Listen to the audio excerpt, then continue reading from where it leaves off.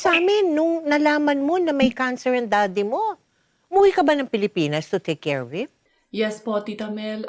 Grabe yung pinagdaanan ko na yon. Grabe yung time na yon na malaman ko na may cancer si Dad. I was very devastated po talaga. Maalala ko, hindi ako makatulog nung gabing yon. Yun, later on, naka-receive ako ng message na nasa ospital nga ang dad ko. And then, parang sobrang gumuho yung mundo ko.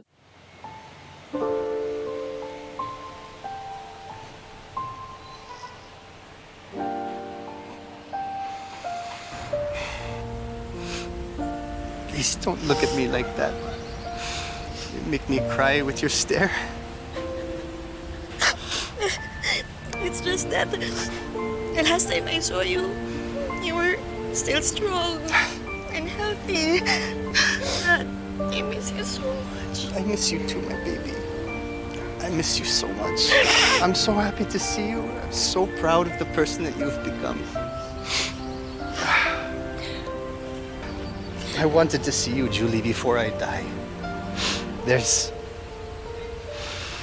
so much that I want to say, and there's so much forgiveness that I need to ask from you. I'm sorry that I took you from your mother. I'm sorry for all the years that I wasn't there when you needed me.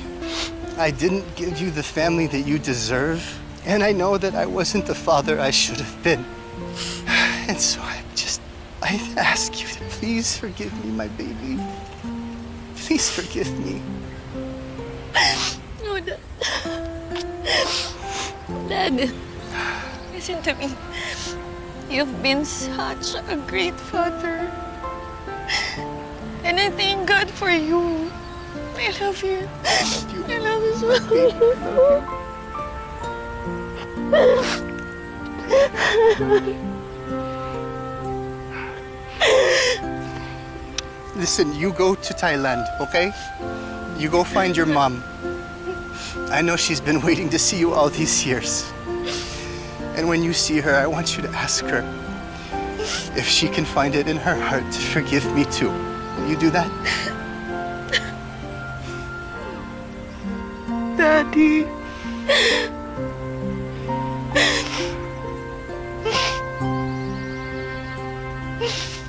Paano natuklasan yung mother mo? Napakagaling lang po talaga ng tadhana, Tita Mel. Napakagaling at napakabuti lang po talaga ni Lord sa akin.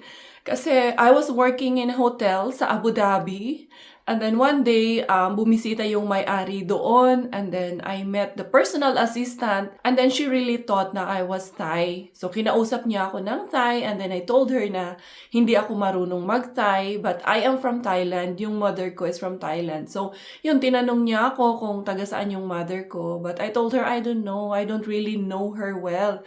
Tapos yun, kinausap niya na ako. And then I could still remember that very day, Tita Mel. She was sitting doon sa sofa. And even yung kanyang accent, I could remember, sabi niya sa akin, I know one day I will be the one to find your mother for you. At ano nangyari nga doon sa inyong reunion, sa paghaharap ninyo for the first time in so many years? Para siyang, Tita Mel, yung parang broken pieces sa buhay ko na parang unti-unting nabuo ulit yung pagkatao ko. And then, yun, yung finally nayakap ko, yun na yung biological mother ko for the first time, Tita Mel. Binuhos ko lahat ng emotions ko. Parang, eto ako, may nanay ako, hindi niyo pwede sabihin sa akin, naputok ako sa buho. It's a dream come true for me. It's an answered prayer for me. At eto ako, hindi niyo pwede sabihin sa akin na wala akong nanay dahil eto ko siya. Kayakap ko na siya ngayon.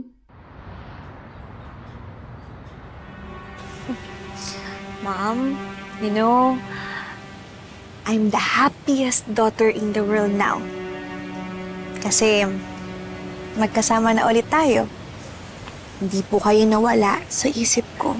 Lagi ko po kayo iniisip, lalo na po sa puso ko. At alam ko po na naaalala niyo rin po ako. Kahit na matagal na ho tayong hindi nagkita, alam ko po, naalala niyo po ako palagi. Ito po tayo.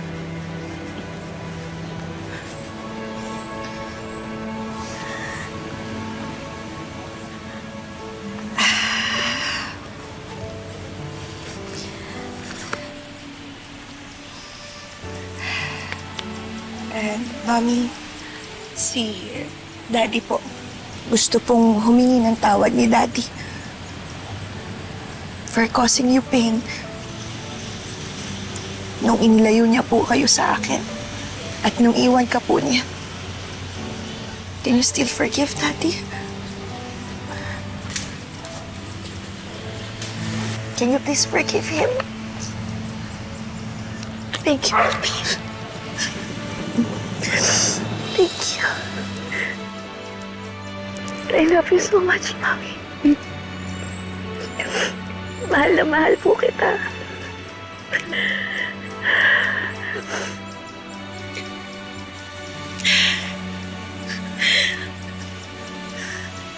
Chandra, look na look.